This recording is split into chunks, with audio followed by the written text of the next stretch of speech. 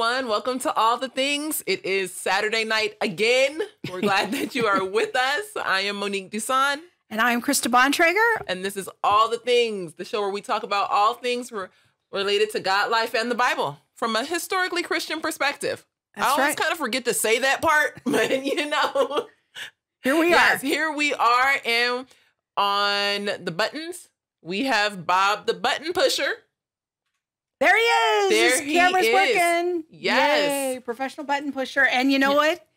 It's Bob's birthday. Almost. What? Yes. Tomorrow. Oh, yeah, tomorrow. Yes. Is that tomorrow? Yes. Yes. And so in honor of that, I have a couple of pictures.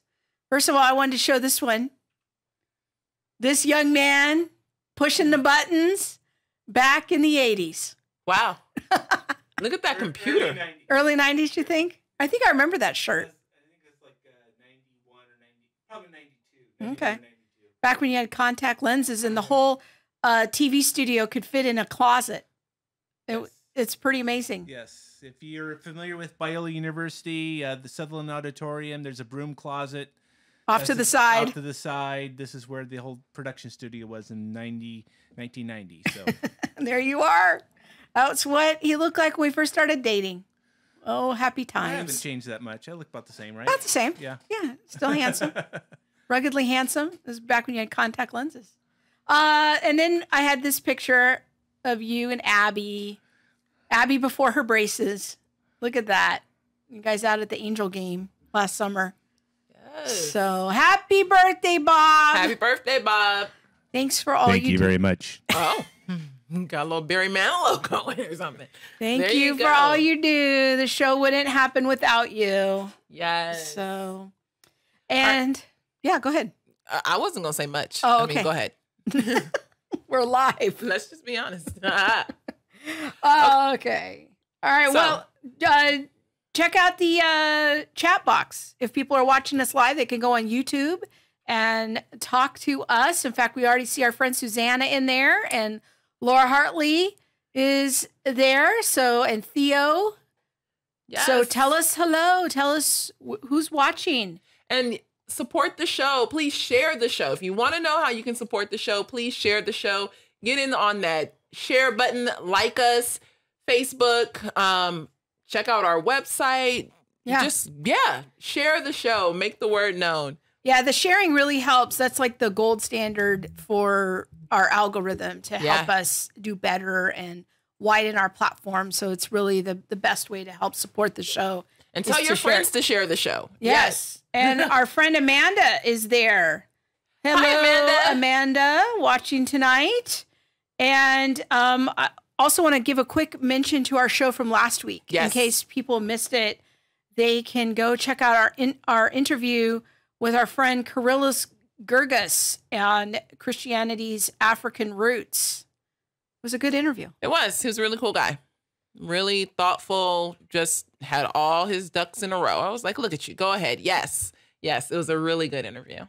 So we covered the topic of, is Christianity a white man's religion? Talked a little bit about the North African fathers and the role of the North African fathers really in the early shaping of our faith. It's something that many Christians these days don't know a lot about. Yes. We were talking to your mom, actually, who's been a Christian probably her whole life. Yes. And she said, I never knew about these fathers. Yeah. And so it's true. Not many people understand the role of the fathers in the church or the African roots of Christianity. Yeah. So Kyrillos was or is part of the Egyptian church, the Coptic church. Yeah. And that was founded by Mark. Yeah, the Apostle Mark. Yes. Yeah. I didn't even know that. Yeah. There's a lot of things that I learned on this show, y'all. It's informative. So go check that out. You can hear some of our perspectives about a college student saying in the Multicultural Student Center that there are too many white people. Y'all, if y'all want to see me at my best, I can't even really go back to that day. That was a moment in time and in history. Yes, but I share my thoughts on, what is the Multicultural Center and who is taking up space. And as God's children, do any of us just take up space, or is there something that we give in being present? Yeah. You know, right. there is something that we give in being present. So you can catch all those replays on YouTube, Apple Podcasts, Spotify, Google Play, and all of the platforms. sorry, I just have something in my eye. I don't know if we have the graphic. That's okay. Don't pay attention to me. Yes. All right. There it is. I was waiting for it to come on. That's okay. Too many buttons. All right. You're only one man. Okay. So as we were preparing, He's the birthday man. That's you know. That's right. There it is. So as we were preparing the show this week, we just started noticing a lot of themes coming up. Yeah, I don't even know if it was a lot of themes. It was just one theme. One theme that in seemed several to, places. Yeah, that seemed to permeate throughout the news this week within our news feed on Twitter. And that was this idea of sex and gender and what does it mean and who is what gender and who identifies with which sex or vice versa. Yeah. So that's going to be what we're talking about today. Yeah. So the whole show is going to be really looking at our culture's kind of sexual chaos, as we've titled it. So why do you think that this is an important conversation for us to have? Like, what are your thoughts about that? I think as Christians, it's important for us to have this conversation so that we understand identity and that identity is more than just biology and what like sexual organs you have. Yeah. You know, there's people, I'm trying to be as diplomatic as possible. I'm just saying. You know, there are things written in scripture about who we are. And I think when we muddle those things, when we muddle the water and when we say, oh, well, if you're like this, you must be this, and automatically give definition, especially to young children, you know, give definition to a girl because she may prefer to play kickball instead of, you know, ballet. Yeah. You know, if that means that she becomes X in culture, what does that do to her identity? Yeah. And what confusion does that spark for her? So we titled the show Sexual Chaos, well, that's the latter end, but it refers to sexual chaos. And there is just a lot of chaos regarding sex and gender within our culture. Yeah. And it's important to talk about it. Yeah, and I think that the Bible has some things to say about it. And we want Christians to sort of be informed and be thinking through these questions, because I think the very first thing you said is really important. And that is our culture is engaged in a very important conversation about identity. And scripture has some things to say about who we are and whose we are. Yeah. So we're going to get into it. I thought maybe a good place to kick things off here would be to look at this short video. It's being used by the state of California to teach about queer theory. And we talk a lot on the show about critical theory, and we mostly talk about it in terms of critical race theory. But we are going to touch on some issues tonight that are related to what is called queer theory. Which is just further down the train. Exactly. Yeah. All spearheaded under critical theory. Right. But then these are like attached cars in the train. Exactly. So our state where we live in California, this is a video that's being used in schools right now to educate children about gender and sex. So we thought it was a good, timely example of what some of the key terms are, and it gives some good definitions of how our culture is understanding and defining and redefining certain terms. So let's go to the video. It's only about 2 minutes long, and then we'll come back and talk about it. All right, folks, here we go. A romaine and kale salad with avocado, cucumber, shishito peppers, and 4 kinds of cheese. Sprinkled in balsamic straight from Italy. Wow! In my day, salads only had 2 ingredients. A rock-hard wedge of iceberg lettuce, and a stinky old dried-up tomato. Sorry, guys. I'm gonna have to eat fast. Alex is stopping by in a few minutes to work on our robotics project. Alex? Is that the girl with that weird dog? Or the boy with the hat with the wings that flap? No, Uncle Jay. This is Alex. Oh, okay. I remember. A very nice young... Come to think of it, well, is Alex a boy or a girl? Actually, Alex doesn't define themselves as boy or girl. What else is there? Back in your day, most people understood the world in terms of just boys and girls. But now, we know gender is more complex than that. Wait, aren't we just talking about whether you're born with a or a hee? When you're born, your sex is assigned in a medical way, but the sex listed on your birth certificate may not necessarily match your gender identity. Gender identity is a person's inner experience of who they are in terms of gender, their deep personal sense of being male, female, a blend of both, or neither. And while many people have a gender identity that's the same as their assigned birth sex of female or male, that's not always the case, because gender exists on a spectrum. Like transgender, which means a person whose gender identity is not consistent with their assigned birth sex. Non-binary, which means a person whose identity doesn't fall in the category of either male or female. And genderqueer or gender fluid, which means a person who does not identify themselves as having a specific gender at all. Does gender identity have to do with being straight or gay? Actually, no. Gender identity has to do with the way you feel about yourself, while sexual orientation is based on the way you feel toward others, the people you may or may not be attracted to. You know, I really like Alex, and I can tell they're a good friend to you. But I'm still pretty confused about all of this. That's okay. You don't have to fully understand someone to respect them. To start, try not to make any assumptions about a person's gender, and use the name and pronouns that they ask you to. Above all, be a friend or ally for people of all gender identities. That's right, Mom. Oh, Alex is here. Come on in. Hey, everyone. Oh, hey, Alex. Care for some salad? The balsamic's right from Italy, you know.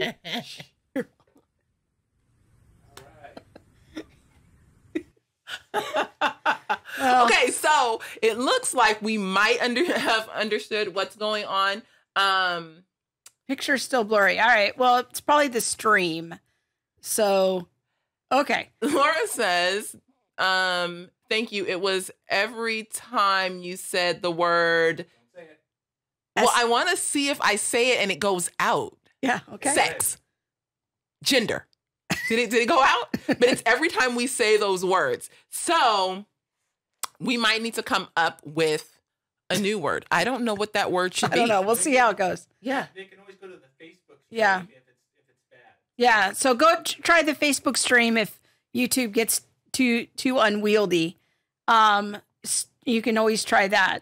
Okay, let's try to stay on track here. So we've got the video. I have a teenage mind. So I know. I'm just That's why I'm like trying to rope it in. I just want to keep saying it now. It just is like, don't touch the stove. Oopsies. Sorry, friends. Okay, All right. let's get back on track. All right, so let's talk about this business first about sex versus gender. Yes.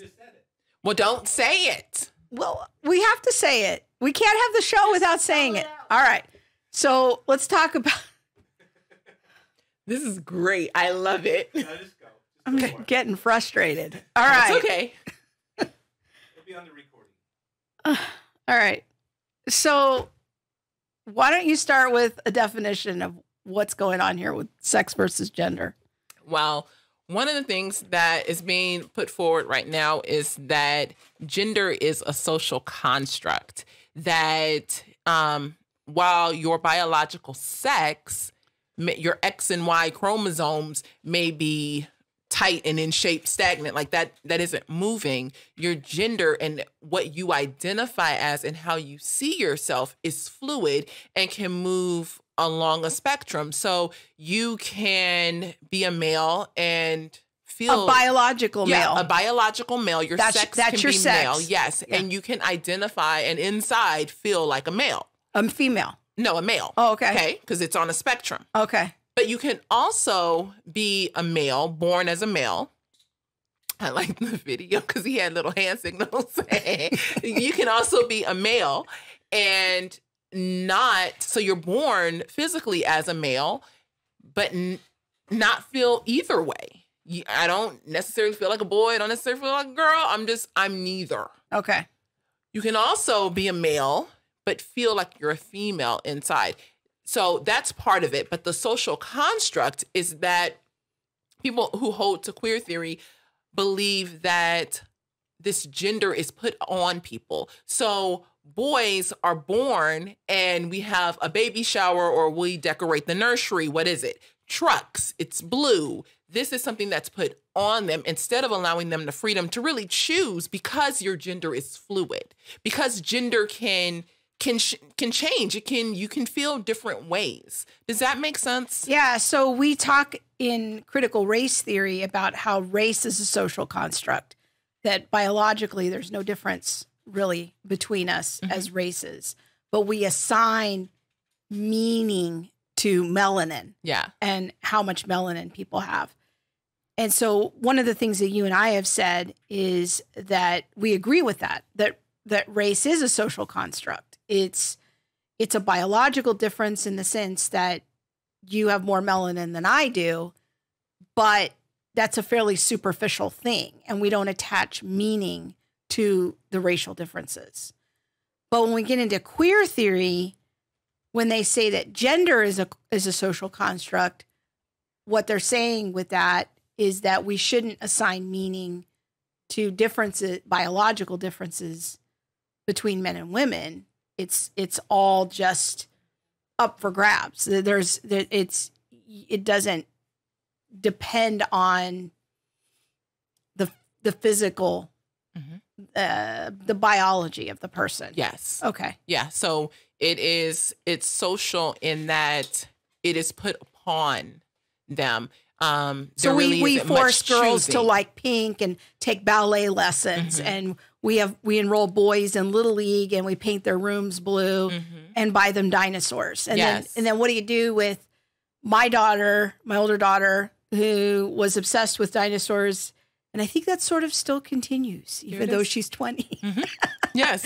But she dressed up as a paleontologist when she was 3 for Halloween, and so what do we do with that? Is that her being like boyish, or is that a social construct? Girls should have the freedom to be paleontologists if they want, and boys should be able to be chefs, or whatever you want to say. Yeah. So that you get into all of these kind of tricky questions about socialization and how much of that is thrown on people, and then how much of it is conformity. But then if everything's up for grabs, the question is male and female even meaningful anymore? That's the thing, is if everything is up for grabs, nothing really, like, what are you grabbing? Nothing really has any true meaning anymore. Okay, so Susanna is asking us a question. What is the age audience for this video? It's elementary school. Okay, and Monique said that there. Would it compare? Would it compare to me saying I'm really black? Rachel Dozel. That's a real question, because how do you identify what is your truth? Yeah, what is your truth? Because when you get into this whole postmodern critical theory, everything is a social construct, then a natural question is, well, could I self-identify as a black person? Maybe I grew up in the inner city and I grew up in a housing project and I'm more identified with black culture. Could I self-identify as a black person? Because there is this example of this white woman who sort of posed as a black woman and was a president of a local NAACP chapter. I'm getting the look, people. You see this look? This is the look that I get all the time. And now she's doing it on camera for y'all. Yes, I am. Because I think that, well, one, no. Let's just be clear. No, it won't work. Because I don't really even know what to say. I don't think that, like in Rachel Dozel's case, they were like, no, she's white. She's not black. But how do you do that when, on the other hand, you're saying, oh, well, you're not a male, you're a female because you want to be. But there's the picking and the choosing. But this is the separation of biology versus gender. And, I think at the end of the video, they made the point about, like, you can be a friend or an ally to the person. You can be a friend, to somebody who struggles with this issue of, what's the technical term for it is gender dysphoria. Certainly be a friend. Like, we're not talking about unfriending people. We want to be kind. Yeah. But the big question is all this like affirmation culture that we're being pressured into. That's the whole thing too, is the redefinition of tolerance and the idea that if you're going to be friendly with someone or to someone who you may disagree with, that means that you have to automatically accept their choices and lifestyle. Like, why can't I be kind and friendly to you and you're clear that I disagree and I'm clear that, you're not interested in changing your lifestyle? Let's go to coffee. Yeah. Okay. I don't know. Like, I mean, can that not live together as Christians? Can we not? As Christians, I think it ought to live together. Right. But in our culture, there's this affirmation culture that's happening. So let's go to this next piece. Is the Wall Street Journal. That's what it was. There was pretty remarkable opinion piece in the Wall Street Journal this week. And the Wall Street Journal is the source of never-ending frustration for Monique and I, because you cannot access it without a register. Only like on your phone every once in a while. Yeah, but you have to have a registration. So we only have screen caps of it. And you won't be able to go read the article unless you go on your mobile device, maybe. Yeah. But you can go check out the Wall Street Journal piece. Let's see if we can get this up here. So it really is a pretty remarkable article, and I do encourage you to go read the whole thing if you can get it. The dangerous denial of sex, transgender ideology harms women, gays, and especially feminine boys. And I don't like the term masculine girls, but it's sort of the classic tomboy situation. So I just don't like that term, but that's just my personal preference. So anyways, Monique and I just picked a few excerpts from the article that we wanted to talk through a bit here, because we thought it was a pretty interesting piece that it was in a mainstream publication, because it was taking a very culturally different position. So it says there is a difference, however, between the statements that there are only two sexes, which is true. There's male, female. There's just biology. That's what sex is. And that everyone can be neatly categorized as either male or female. That's actually false, because we're going to go on to explain the existence of only two sexes does not mean that sex is never ambiguous. Intersex is something we need to understand. This is the old-fashioned word for hermaphrodites. Yes. And these are people that have both sex organs. Organs. There you go. They have aspects of both sex organs. Intersex individuals are extremely rare, and they are neither a third sex nor proof that sex is a spectrum or a social construct. Yes. Now, tell us what's happening here, because this is the shell game that is happening in queer theory. So they're taking a very small percentage of the population and saying, see, look at them. That proves my point. Instead of saying, no, wait, look at all of history and look at, all of the people who are not intersex, who are just born with one genitalia, set of organs. Thank you. That's the word I'm looking for. Tell you, this is going to be a show. And saying that this is actually proof that this is the way biology is supposed to be displayed or worked out in regards to sex and gender. Yeah. What is being said is that because intersex individuals, even though they are extremely rare, because they exist, gender is now on a spectrum. You can choose. It's not fluid. I mean, it's not stagnant. Yeah. It's fluid. So what people have to understand here is this difference between sex and gender. This is the first step in the argument that they make, is that sex and gender are two different things. They pull those two things apart. They decouple them. So sex is what you're born with. When you're born, the doctor says it's a boy or it's a girl. But then gender is what you identify with in your mind, in your soul, in your feelings, okay? Now, intersex people are this small group of people that have aspects of both sets of organs. So then what they do with that, the transgender queer theory people, is they say, this is a third sex, the intersex people. And that means that then that gender can be, or sex can be on a continuum. So can gender also be on a continuum.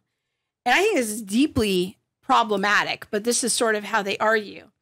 Go back to that for a second. We love that picture, though.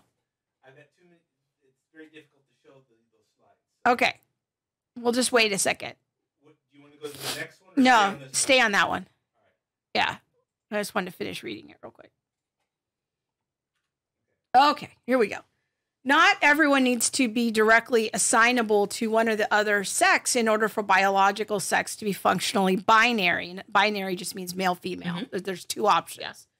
To assume otherwise, to confuse secondary sexual traits with biological sex is a category error. And this is extremely important because the category is sex, male, female, small percentage of intersex people. Mm-hmm. Those are the categories. But then they use that to start talking about gender being on a spectrum. That's a category error. Wait, we were talking about biology. We were talking about sex. Mm-hmm. Now then you shifted. The shell game is we're going to shift. Now we're talking about gender, which you have said is in the mind. It's a mind construct. So I think this person, these authors are right on. And I've said this before, but this is the first time I'm seeing it like in print in a mainstream thing, not a Christian publication. Yeah. So, all right, let's go on. Let's go on to the next one. I think this was the second. That's all right. We'll just go to the next one. Do you need to go back to us first? Hey, y'all. So Annette said, nobody decided that I was a boy because I like playing football at recess and didn't like wearing dresses. Amen. Annette, I played football. I ran track. I tried basketball. Wasn't that good at it. I enjoyed playing with the boys at recess much more than I played with the girls. I didn't want to go on the monkey bars. I didn't enjoy that. I really wanted to go play football at recess. Played tetherball, all the good things. And I didn't enjoy wearing dresses, although my mother did raise me right, and I do know how to put on a dress and get dressed up, but it's not my favorite. Oh, no. But see, now, and so I think about things like this. Like if someone, when I was in 4th grade, when I was fighting boys and wrestling and doing all of these crazy things that I think is crazy now. Yeah. But if someone as a child would have shown me a video that said, hey, you're like this, or maybe you're really a boy in your head. Mm-hmm. Even though you are by sex a girl, in reality, in your mind and in your heart, you're probably a boy. You're very masculine. You're a tomboy. You know, like if I would have heard all those terms, I don't know how I would have, turned out today. Well, and then when people start speaking that stuff over you and then it starts planting ideas in your mind, you're like, well, maybe that is how I am. Yeah. Maybe I am the wrong sex. Mm-hmm. Maybe God made a mistake. Mm-hmm. And then people start coming into agreement with that. And it kind of plants some seeds in your soul, in your mind of doubt. And what could this be? I mean, I don't know. Now you would never think that I was ever a tomboy because I dance and I like high heels and makeup and all kinds of things. Yes, very high. The higher, the better. The closer to Jesus. But it's true. Like if that vein of thought would have been planted and repeated, I don't know if that was where part I of would have been today. Part of the cultural narrative. That would have been so damaging to me as a child. All right, let's go on to. Are you ready for the next one? All right, cool. The most vulnerable to sex denialism are children. This is exactly what we're saying. This idea of if you deny the biology, and I like that they have a term here of sex denialism, when they're taught that sex is grounded in identity instead of biology. Sex categories can easily become conflated with regressive stereotypes of masculinity and femininity.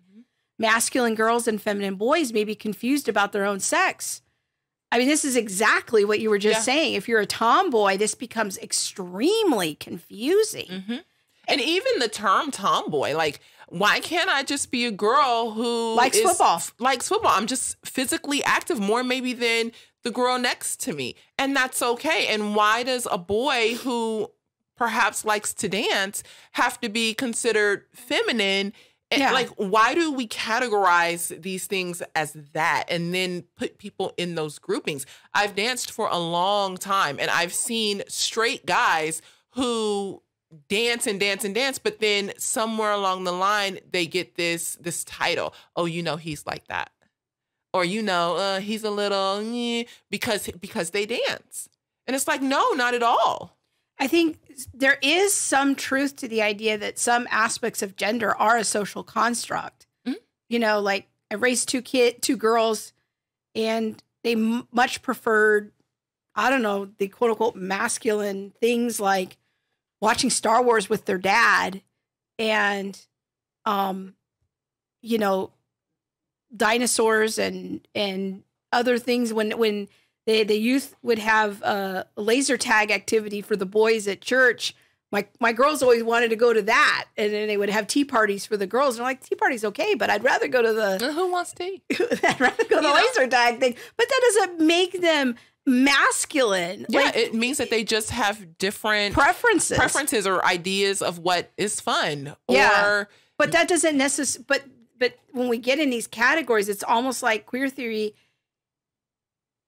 regiments these things even more. That, now we're going to label that this is a girl activity, this is a boy activity. All right, let's go back to the graphic there for a minute. The dramatic rise of gender dysphoric adolescents, especially young girls in clinics, likely reflects this new cultural confusion. And I'm getting these letters all the time now from parents that this is on the rise. Mm-hmm. And I mean, it's hard enough being a teenager. Let's just be clear. Yeah. It is hard enough. And now you're introducing all of these new terms. You're getting started on the idea of your identity and your sexuality and all of that at a much younger age now. I'm just like, what in the world in a few years what's going to be happening with our teenagers? Yeah. With all that's being thrown at them now. All right, I can see how blurry it is on the screen. That's highly unpleasant. All right, let's go on to the next quote here. You want to read this one? Yeah. The large majority of gender dysphoric youths eventually outgrow their feelings of dysphoria during puberty, and many end up identifying as homosexual adults. Affirmation therapies, which insist a child's cross-sex identity should never be questioned, and puberty-blocking drugs advertised as a way for children to buy time to sort out their identities, may only solidify feelings of dysphoria, setting them on a pathway to more invasive medical interventions and permanent infertility. I think this is such an important point because this affirmation strategy that our culture is now engaged in is like, it's bigotry if we try to tell someone, look, science says you're a boy or you're a girl, and we're not allowed to talk about that. What damage does that do to their soul? Mm-hmm. But more importantly, we're engaging in like extreme medical treatments with younger and younger children that are going to put them on a pathway to very difficult, lifelong impacting changes. Well, and yes, that, and it removes the parent from being able to say, hey, no, let's have a conversation about this, because that is seen as oppressive. There's a country in Europe, maybe it's France, where girls can have sex, have abortions and all of this and never have to disclose anything to their parents. And I wonder how much of this sexual revolution that's now taking place among young people or a revolution of conversation that's taking place in culture right now is going to soon be on the scene here in the States where it's like, I can't have this conversation with my kid because that's oppressive and that makes me his oppressor. I definitely can't have this conversation with my kid because we're Christian. And if you're a Christian, that's automatically an oppressive situation. That's a mess. So people, if you missed my video from a couple of weeks ago about children being an oppressed people group, that ties right into this conversation, because as critical theory takes hold in our culture as the dominant worldview, children are looked upon as being an oppressed class. And if you have Christian parents, if you have Christian white parents, they are the ultimate oppressors. Our friend Cynthia Hampton says some girls are just naturally more active and athletic. Absolutely. My kids were that way. I was that way. That doesn't mean that you're automatically masculine or that you should be a boy. Our friend Nikki is logging in from Jacksonville. Glad to see you here, Nikki. Okay, we got one more quote here to read through from the Wall Street Journal article. That was the last one? Oh, I thought there were 4. Okay. Yeah, that was the 4th one. Okay, cool. All right, we did them all. Yes. Yes, we did. But talking about children and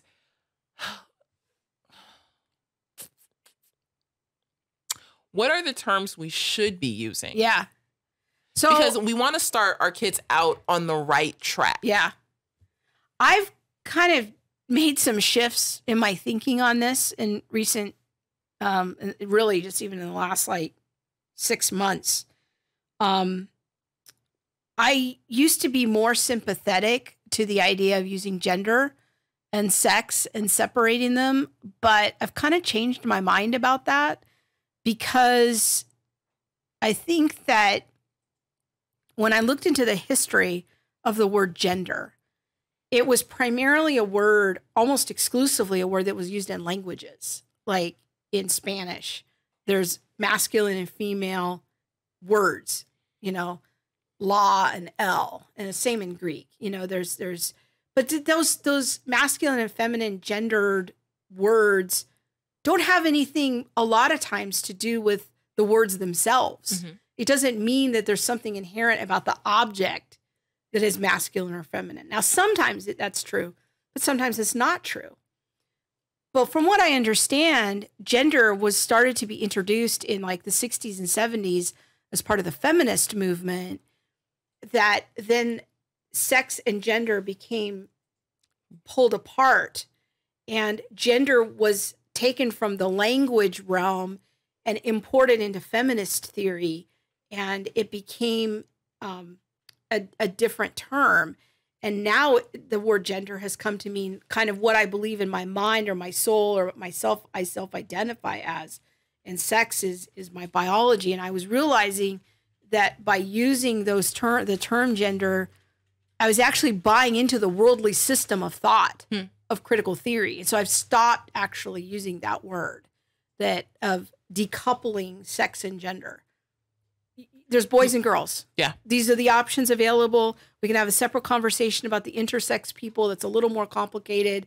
Most of them choose one or the other sex to identify with. Mm-hmm. But that's its own special category. But in general, identifying a boy is very easy. Identifying a girl is very easy. Now, within that, I've always encouraged my girls to be the person that God's created them to be, however that expresses itself. But you're a girl. Mm-hmm. You gotta to know that about yourself. You're gonna grow up and, potentially be a mom. That's the equipment you have. So, there's that. All right, let's go back to the comments here. Yes, I'm just reading it now. Hannah Marie says, could you touch on where in the Bible traditional Christian gender roles are found and how or if they are still applicable today, i.e. men are the head of the house and are the authority figures? Yeah, and Theo asks a similar question. Does the Bible talk about sex differences? I'm going to kind of talk Theo's question first, and then maybe we can talk about Hannah's question. To me, when I look at scripture, the answer is really easy. In the beginning, God made male and female. Those are the options. He made some people with male parts and some people with female parts, and they're not interchangeable. And so from a historic Christian worldview, we are a binary worldview, you know, and science, I would say, agrees with that. And again, intersex is a very small group of people that deserves its own special conversation. But in general, we're looking at male and female. So I think that those are, as Christians, as historic Christians, that's how we talk about sex differences. Now, going back to Hannah's question about traditional Christian gender roles, I think that I would, my thinking is still developing about this, just to be completely candid. I've gone from being a complementarian to being an egalitarian, and now I don't know what I am. And here's why. I think that men and women have equality before God. They both have equal dignity, value, and worth. Both are created in his image. Both fell in the fall. But I'm not comfortable with saying that men and women are interchangeable with each other. I don't think that being a man or being a woman is 100% about your biology in the sense that that's all that there is. I think the biology is a necessary condition. It helps us identify who's a boy and who's a girl. But I think that there's more to being a male and a female than just the biology. That there's something about femaleness that's in the metaphysical realm, that there's, maybe it's in the soulish realm, I don't know, but that there's something about maleness and femaleness that makes us different. I don't think that two parents are interchangeable with each other. There's just differences, and God has made men and women different. And so what I'm not comfortable with in the egalitarian stream of Christianity right now is it seems like it's really drifting into feminist theory and making men and women almost interchangeable, and that there's no metaphysical difference between the two. Yes. That makes me feel uneasy, and I've really throttled back on recommending egalitarian Christian websites and resources for that reason. But I'm still thinking that through. I don't know if I could give you a really hard and fast definition of what I think that immaterial component is of maleness or femaleness, because I don't know if I'm ready to commit that it's a certain, it's a task that men do this and women do this, and that's what makes them male and female. That is the typical way that it's talked about. Women stay home, men go and work.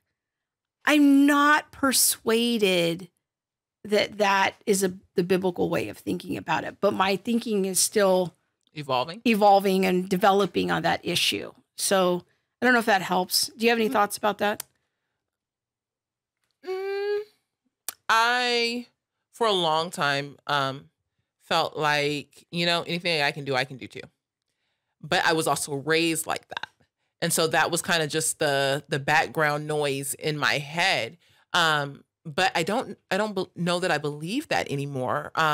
Not to say that women can't rise to the occasion and do anything that a male does. You know what I mean? Like, there are certain things that men can't do, and things like that. Like, but men can't have babies. Yes. And women can't be fathers. Like, there's that. I mean, so and even in culture right now, I think they'd say, well, yes, they can.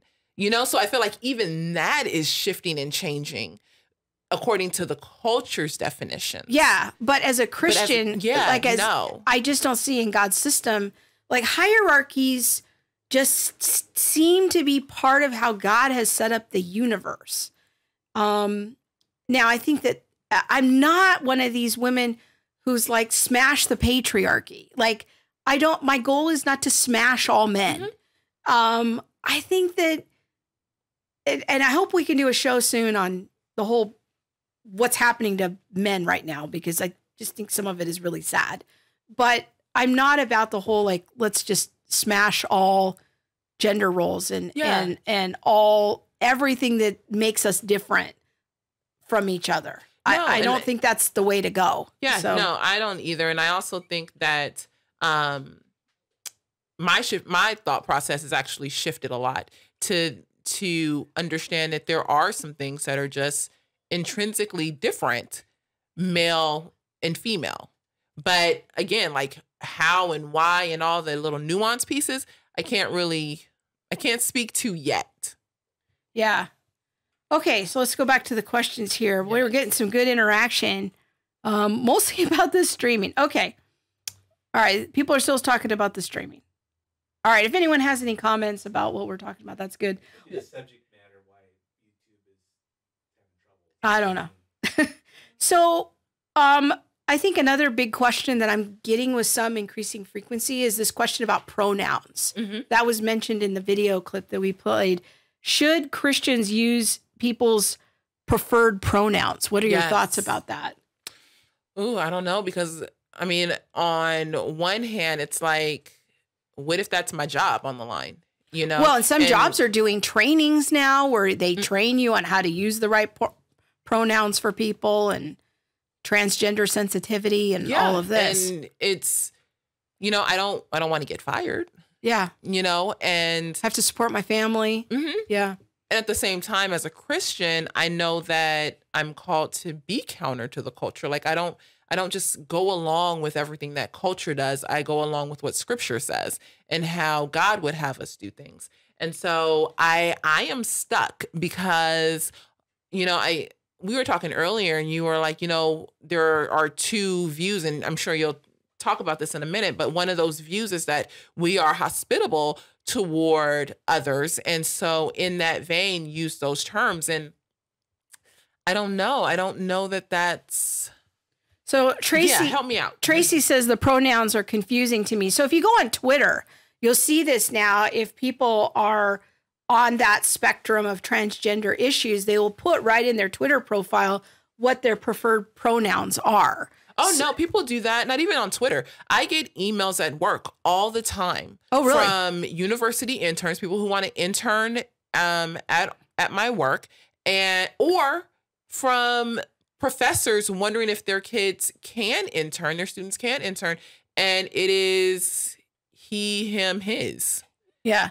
Or, you know, she, her, hers. Or them. Yeah. Is a frequent one, which kind of defies grammar rules, but that's out there with increasing frequency. I mean, this is in a professional world where it is one professional to another. You're a student, students are students, and, you know, there's a different level, I would say, of even understanding of, you know, what is acceptable or what has been acceptable as far as professionalism. When I first entered into the workforce, I just don't think that we would have done things like that. But culture shifts. But like, these are doctors who are emailing me. Yeah. And, you know, they use their pronouns. So what it is referring to is if the person self-identifies in a certain way, you're supposed to use their preferred pronouns to refer to them. And I kind of, there seem to be sort of two Christian views that I can tell. Like, view number one is, well, I guess there's three if you count like the acceptance view, but view number one is just say no. Just say no to the culture. Just say no to this. Like, we have to draw a line in the sand. I'm not using someone's preferred pronouns if it denies their biology. Like, I'm not going to deny science. Yeah. You know, that's sort of the first thing. Christians are not going to keep going along with this. And even if I lose my job, then so be it. That's kind of position number one. Position number two that I'm hearing some evangelicals put forward is what I call the hospitality argument. That I want to give grace and deference to somebody who's experiencing gender dysphoria because they're confused.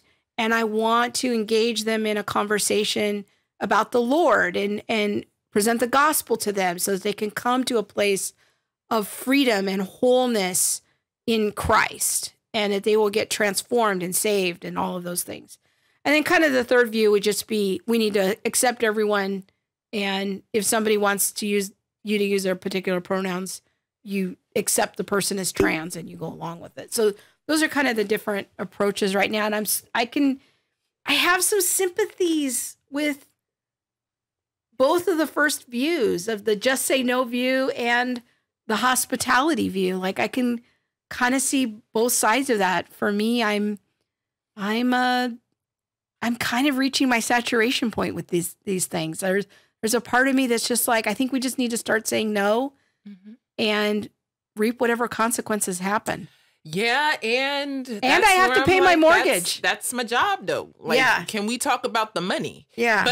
And what about trusting the Lord? What about standing for the Lord? Is that a compromise of the faith?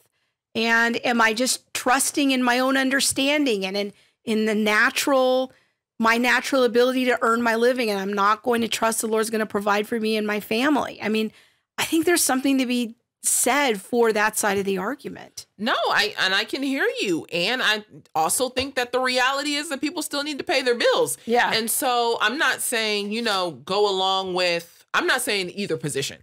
Yeah. What I am saying is that it is a concern, though, to say, as Christians, we have to stand like this and forgo the rest. I think there is something definitely to trusting the Lord and making sure that we are, not conforming to culture, at the same time. So I don't know. All right, let's go back to the comments here. Our friend Laura says, the pronouns issue has me afraid to call anyone he or she if I don't know them. I see some young people in their Instagram bios listing preferred pronouns. Theo says, I think we need to find some middle ground between egalitarian and complementarian paradigm. I agree, Theo.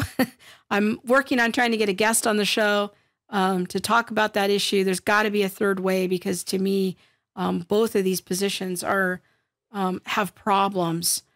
Our friend Susanna says, I grew up in a household with strict gender roles, as though it was synonymous with being the only Christian way. And I think that that's a whole important conversation to have, because in my family, we've had some fairly non-traditional situations. There's been a time where I was a stay-at-home parent. Then there's been a season where my husband's been the stay-at-home parent. There's been a season where my husband worked full-time. And then there's been a season where I've worked full-time. But just because we've engaged in different tasks, and this is where I'm hesitant to assign gender meaning to tasks. But that's not to say that me and my husband are interchangeable. Like, our children relate to us differently. I will never be their father and he will never be their mother. Mm-hmm. And there's something metaphysical or ontological that's different about us. It's not merely biology.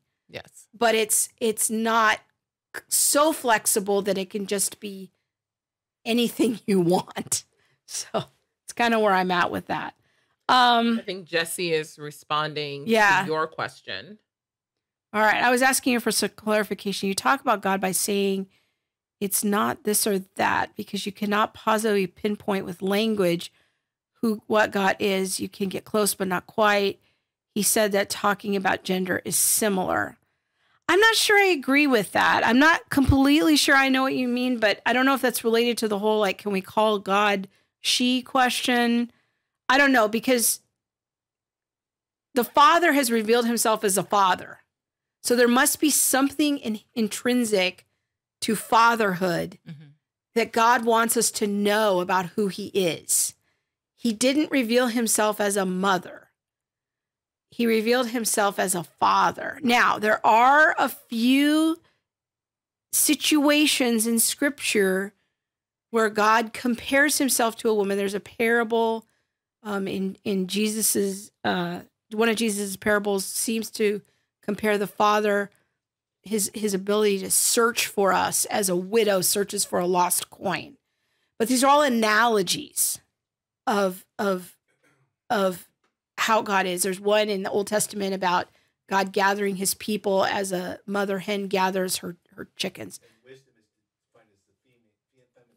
Wisdom is defined as a woman, as Sophia. But but that's a good example, Bob, of what I was talking about earlier about gender and language. It doesn't necessarily mean that wisdom is female. It just means that in the Greek language, it's in the female gender. So that doesn't necessarily translate to wisdom being compared to a female. But I think it's instructive that even in the Lord's Prayer, the first thing Jesus says is, "Our Father who art in heaven." Mm-hmm. God is revealing himself as a father, not a mother or not something else. Jesus comes as a man. He has male body parts. Jesus is a man. So I'm not totally down with the whole flexibility about God's gender. I think there's something to be said for maleness there.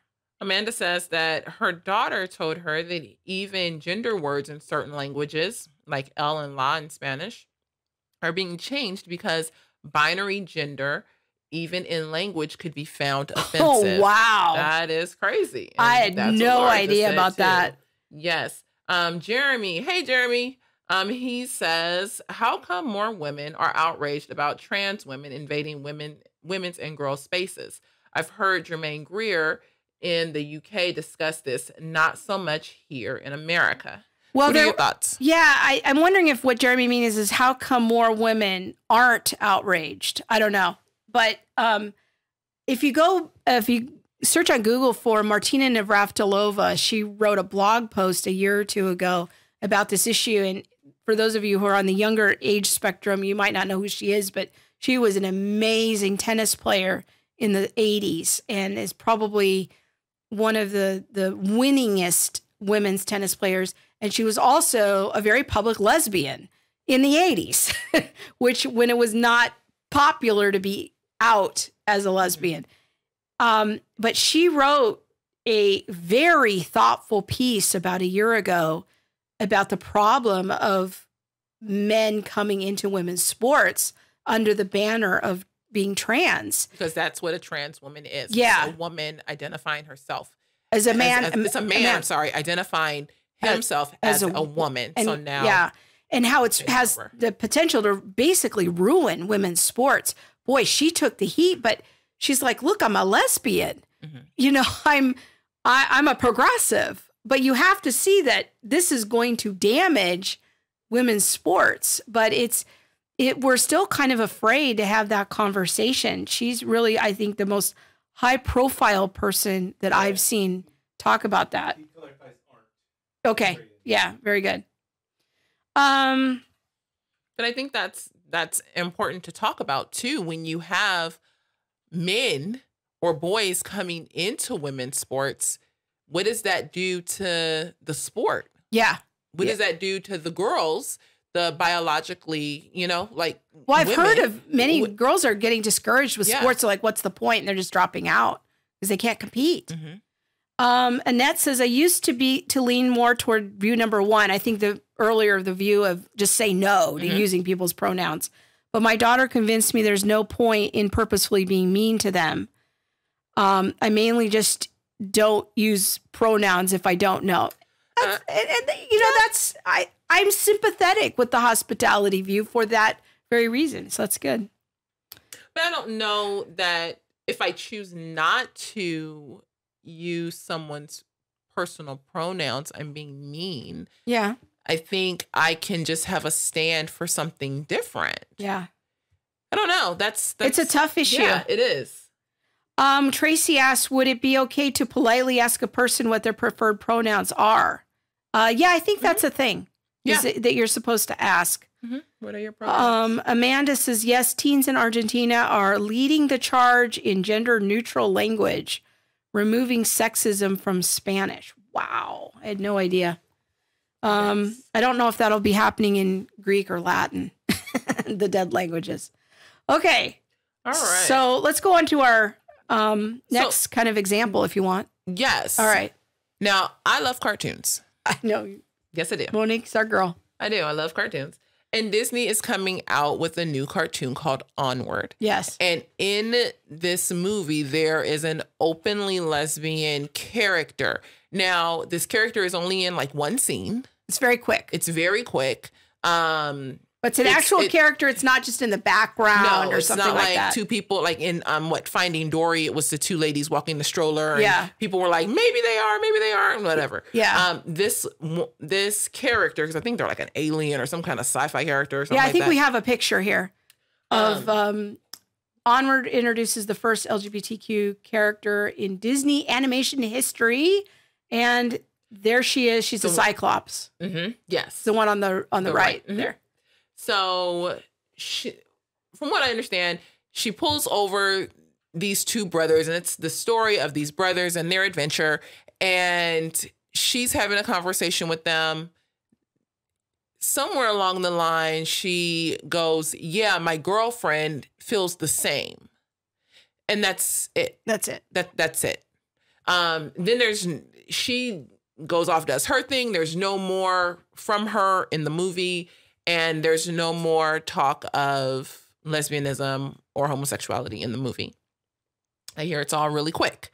But this is seen as such a huge step for Disney because there has been a lot of push for them to have an openly gay character. And the actress who's the voice actress. Lena Waithe. Yeah. Yeah. Which you say is a famous person. Mm-hmm. She is. I've never heard of her. She is very famous. I don't know and she's these openly things. gay. Okay. So, there's that. But there's just been a lot of push from, the last, 5, maybe more years for Disney to produce something that had an openly gay character, especially like in the Finding Dory movies where, what's her name? Ellen DeGeneres. Ellen DeGeneres, who is openly gay, was, the star of that movie. Right. And so they were thinking, oh, well, with Ellen, of course, push. And it didn't happen. It didn't happen until now.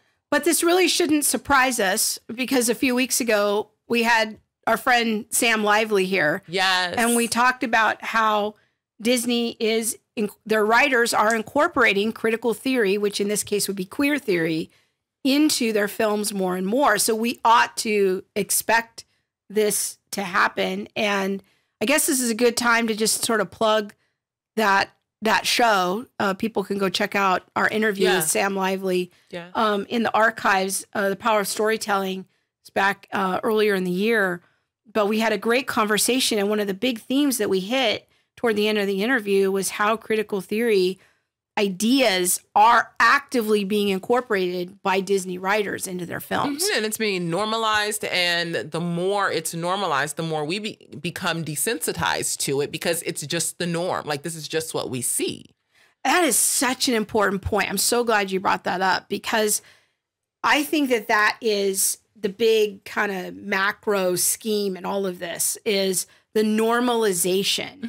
The idea of it is so that it's so out there everywhere we go, we're just supposed to accept that this is reality. This is how things are.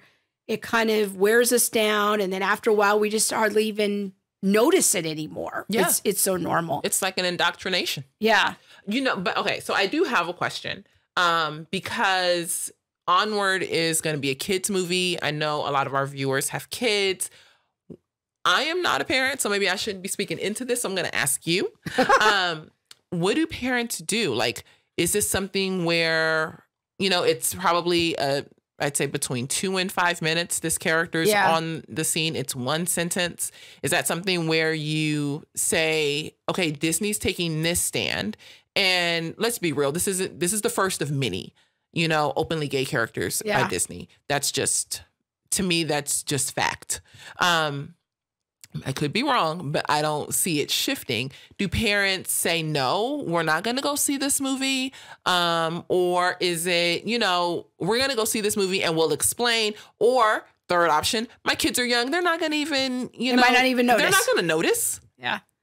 I don't know. I used to have kind of a view of this is sort of a minor thing, why draw attention to it, but again, my mind is kind of changing about that.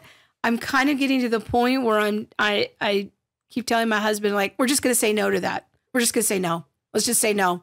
And because it feels like the push is so hard. And how do I instruct children to say no to things that it's going to get more and more. Like, this isn't a problem that's going to go away. It's going to get more and more in their face and more normalized. I have to teach them to say no for the sake of my grandchildren. Yes. So how do I parent for the sake of my grandchildren so that my kids will know proper boundaries? That's, to me, is the real struggle in my mind. So well, I think it's definitely about boundaries. I think it's about the power of using our voice. There's so many Christians. Like, what if we chose to, not see this movie and watch something different? What if we sent our thoughts about this movie as feedback in the form of not spending our money there? Yeah. I don't see this narrative in culture shifting and people saying, oh, maybe we shouldn't do this. Yeah. Especially if we just kind of go along with the narrative. Like, oh, well, it's not that bad. Oh, well, it was only this. Oh, it's kind of like just biting off of little pieces. Yeah. And making little tiny excuses until the door and the floodgates are completely open and everything's okay. At some point, we've got to be like, not today. Yeah. So another thing that came up for me this week is that I released a new video. It was the Sam Alberry and Living Out video. So if people missed that, I want to encourage you to go check that out. I spent several months researching this issue. Sam Alberry is a conference speaker who's growing in popularity. He's being platformed by RZIM, the Gospel Coalition, and others. And so I put together a pretty in-depth research video, explainer video on his theology and a few kind of problematic articles that I noticed on his ministry website. And I got some good feedback on the video, but one very astute viewer brought it to my attention that there had been a little change. And I went on the Living Out, or first I went on Google and I Googled Sam Alberry's name and Living Out, and I got this image where it says he's still listed is on the Google cache. Living Out is edited and contributed to by Ed Shaw, Sam Alberry, and Sean Doherty. So then I went to the Living Out website on who we are, and Sam Alberry is no longer listed there. And so it must be pretty recent because the Google cache still has his name on it, on the search engine, on the preview. But he is no longer listed on the website. So I did want to make sure that I made that careful correction. And I knew there would be updates to this video. So the video as itself still stands. I still have the same concerns about the Living Out website, but I'm very hopeful that maybe Sam has distanced himself from Living Out, and maybe that is attributable to some of the him rethinking his position, which he seems to have been doing. So I want to encourage people to go check out my video. Let's go back to the comments here. Jeremy. Yeah, Jeremy says there will be a gay relationship in Marvel's The Eternals later this year. Oh, that'll be interesting. Okay, so this is what I'm saying earlier. It's coming, and it's going to get bigger and bigger. This is not a problem that's going to go away. No. So how do you train our kids? Yeah. These are questions that we need to be having.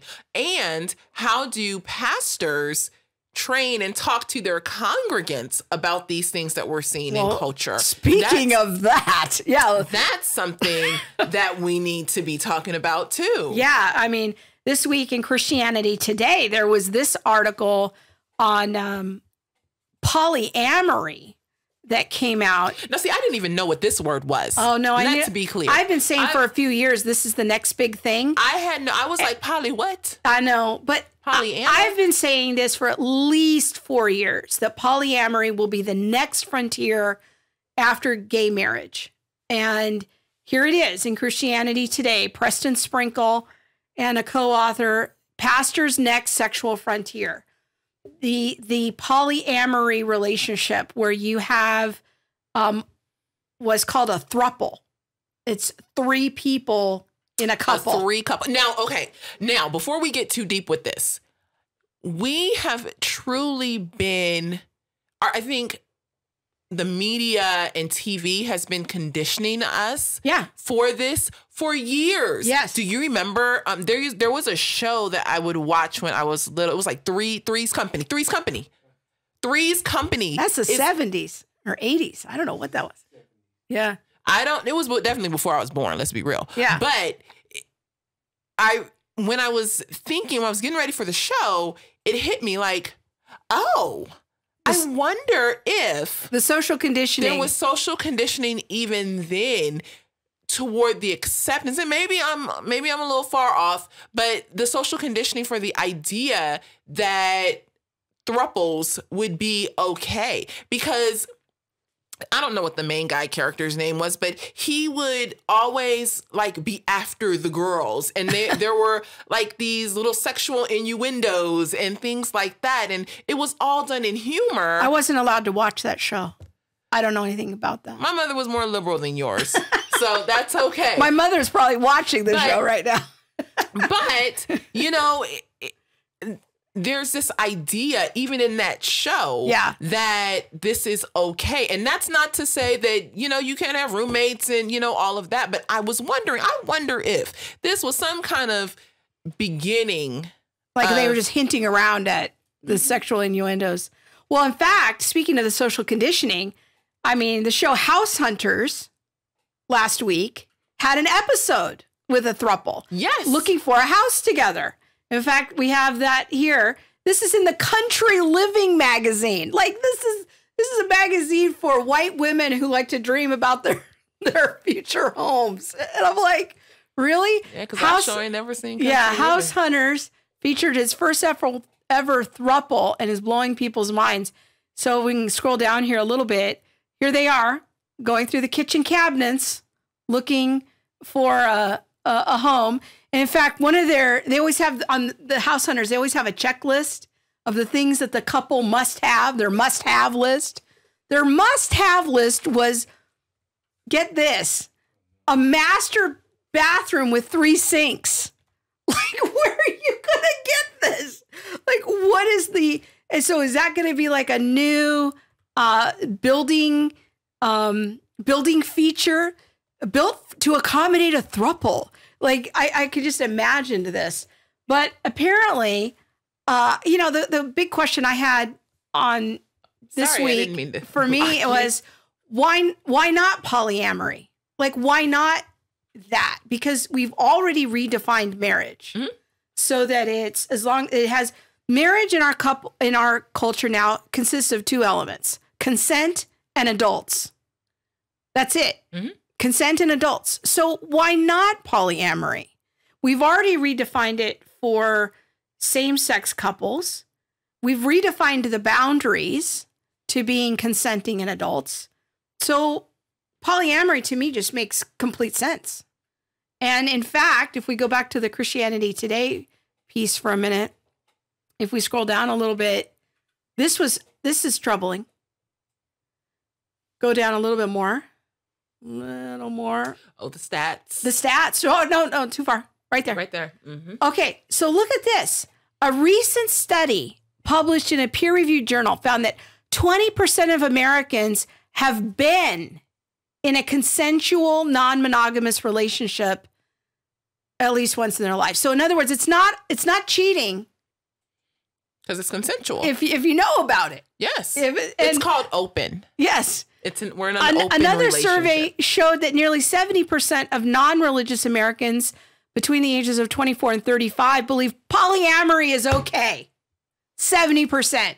This is coming to a church near you. Look at this statistic. 24%. Yeah, make it big because I want people to see this. Oh, folks, I think she's about to go. 24% of church-going people believe that consensual, polyamorous relationships are morally permissible. We have lost our minds. That's 1 in 4. Church-going people. Mm-hmm. This is coming to the church near you. Yes. And what our pastors need to be ready. If your progressive church has already taken in and adopted the idea of gay marriage and LGBTQ people and normalized them, it's not a sin. Polyamory is not that far beyond. How long until Jen Hatmaker comes out with a podcast and calls these relationships holy? I want to predict. You want to start a betting pool? I'm not a betting woman, but it's coming.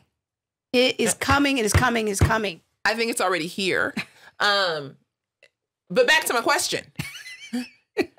Pastors. When are the pastors going to be equipped and starting the conversations? When are we going to stop being afraid? Yes. When are we going to stop being afraid? Where are the pastors with the prophetic voice to stand up in the pulpit and say, here's what marriage is?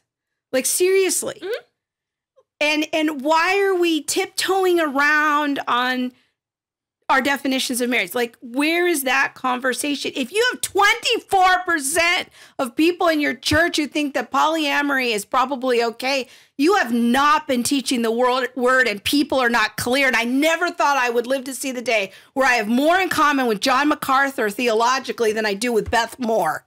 And here is the cultural moment that we are in. It's really too much. Let me fan you. You see a little... Y'all see, I don't know. I feel threatened. I don't know. Are you okay? I'm just upset.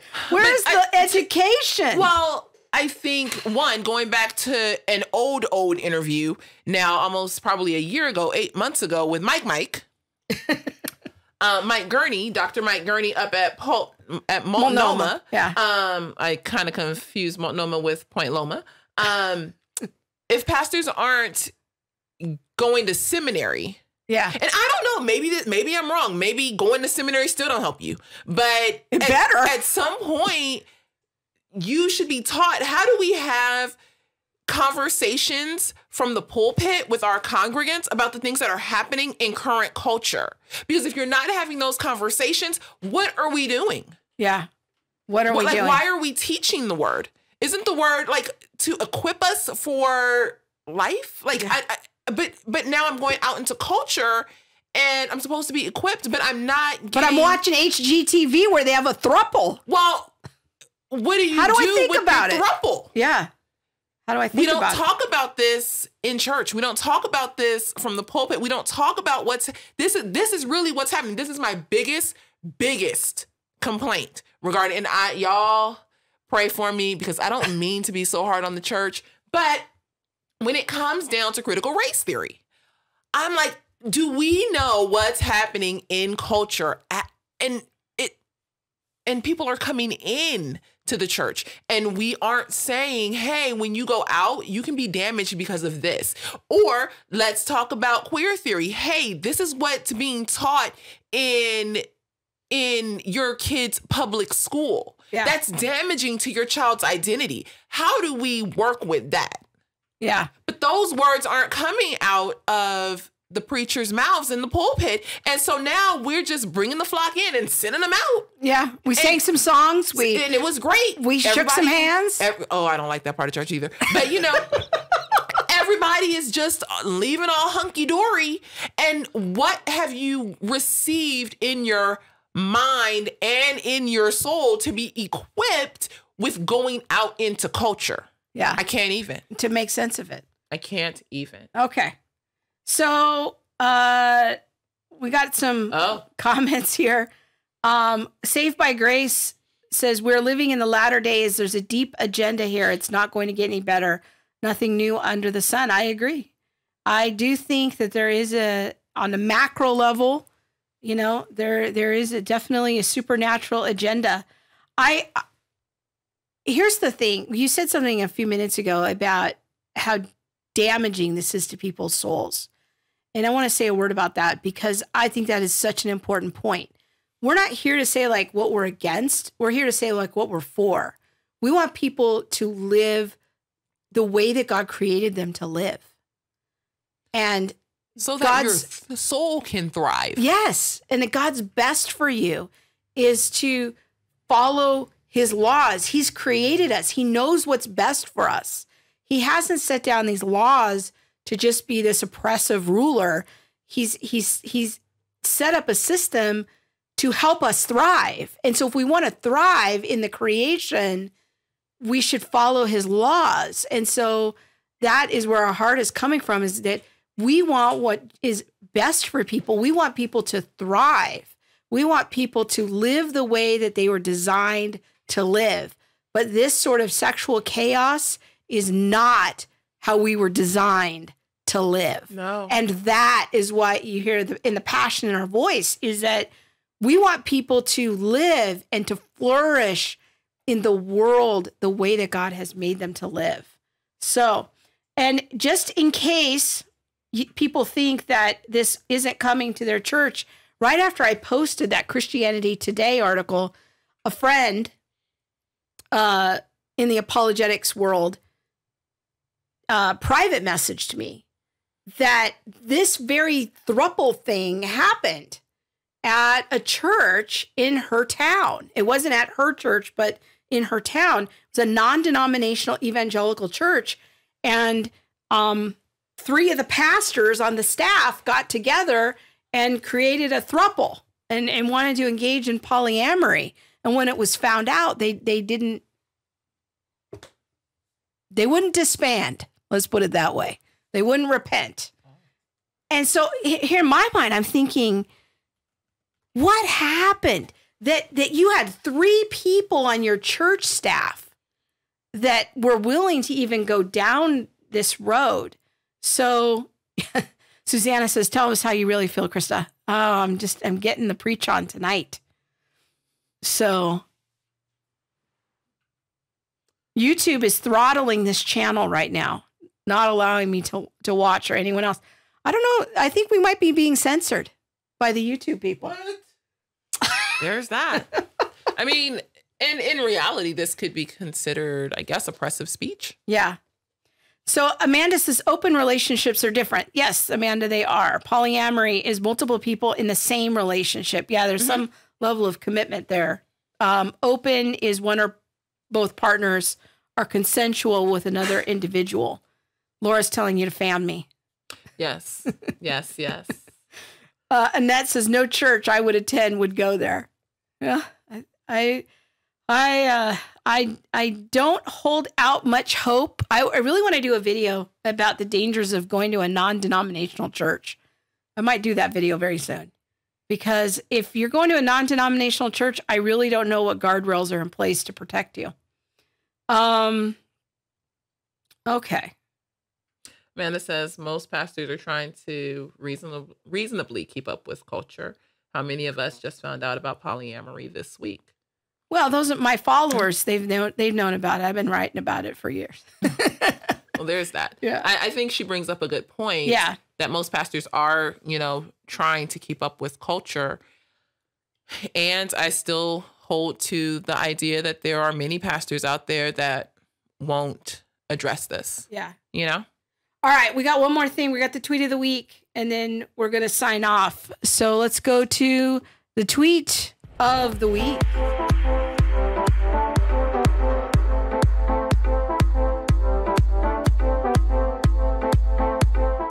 All righty, it's that time again, and I thought this was a great wrap up to all of our conversation. I've got the tweet from Mike Winger. He is a big YouTuber. I can only aspire to be as big as Mike Winger. We have similar styles, but he's way bigger than me. He says, being a Christian is going to require disagreeing with mainstream cultural norms. It's best we come to terms with this. And it's healthy when we also realize we don't need to convince the people around us that we are right in order to be justified in holding to what God has said. That is a true and prophetic word. And I thought it was a perfect way to round out this show. Our culture is changing what is normal. Yeah. And they are trying to normalize things that are abnormal.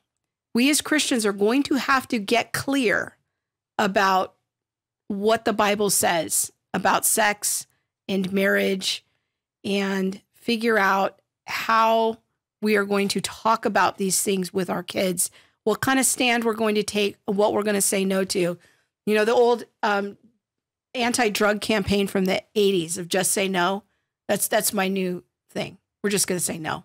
I thought you were going to say dare. And I was like, No. how are you going to put that into an No, acronym? just say no. Oh. Just say no. We're going to say no to some Yes, things. we will say no. We're going to say no. We're going to say no to the foolishness of the world on some things. And we're going to say it with compassion toward those whose souls are being damaged. But we're going to say no to the situations for ourselves. So that's my tweet of the week. Yay! Do you have any thoughts to round out the show? I know you're reading the comments. No, I was reading the comments and they were all good. Okay. No, I'm good. I think this was good. It was educational. We learned some new words.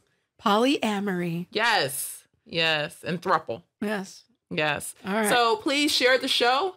Share the conversation. Let's change the narrative. Share your thoughts about what your thoughts are on the show with others. Yeah.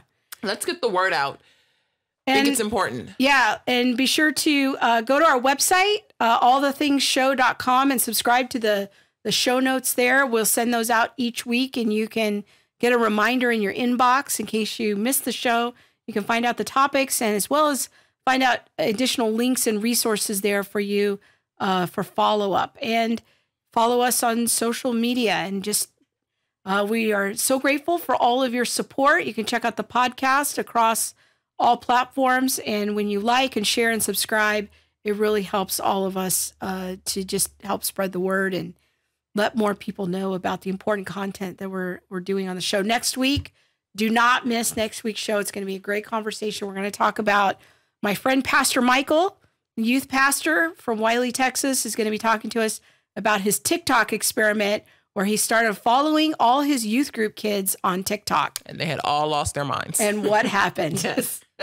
So join us for that conversation. We'll see you next week. Bye.